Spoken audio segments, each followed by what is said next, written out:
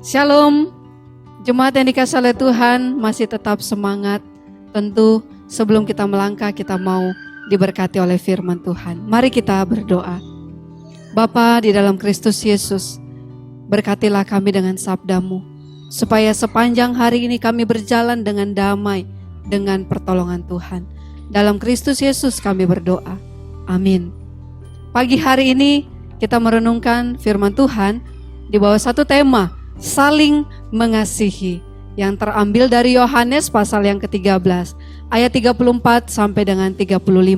Demikianlah firman Tuhan. Aku memberikan perintah baru kepada kamu, yaitu supaya kamu saling mengasihi sama seperti aku telah mengasihi kamu.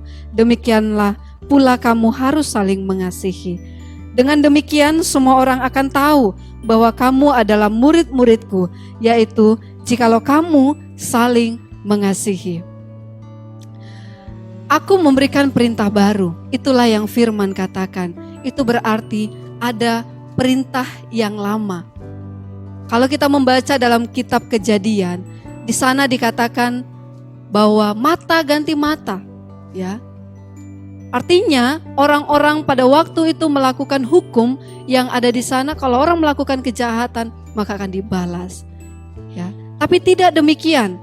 Ketika kita di dalam Kristus, kita sudah menerima karya Kristus, maka kita menjadi orang yang harus mengasihi dengan perintah baru. Untuk mengasihi memang tidak mudah, tidak gampang, ya. Tapi kita mau belajar. Ada 3 hal penting tentang mengasihi. Yang pertama, mengasihi itu merupakan sebuah perintah. Perintah itu berarti harus dilakukan. Perintah itu berarti tidak boleh memilih. Karena bukan suatu pilihan, tapi suatu perintah yang harus dilakukan. Oleh sebab itu, mengasihi itu adalah perintah. Yang kedua, bahwa mengasihi adalah suatu kewajiban.